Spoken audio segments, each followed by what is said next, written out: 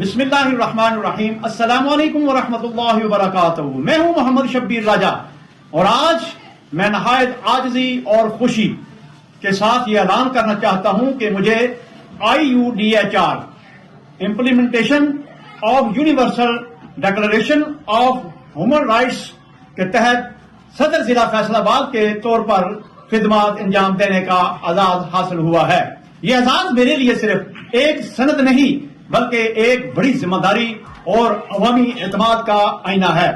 میں تہہ دل سے IUDHR کے معزز جناب بابر جارج بھٹی صاحب کا، جو کہ انٹرنیشنل ایمبیسڈر اور CEO ہیں، ان کا شکریہ ادا کرتا ہوں جنہوں نے مجھے اس منصب کے لیے قابل سمجھا اور مجھ پر اعتماد کیا۔ اسی طرح میری دلی سپاس گزاری ان تمام شخصیات کے لیے بھی ہے جنہوں نے میرے ساتھ اس سفر میں حوصلہ افزائی، رہنمائی اور تعاون کیا۔ بالخصوص محترم ڈاکٹر سلامت صاحب، جو کہ فیصل آباد کے ضلعی کوآرڈینیٹر ہیں۔ ان کی مسلسل معاونت، رہنمائی اور نیک تمنائیں میرے لیے باعث قوت و رہنمائی ہیں۔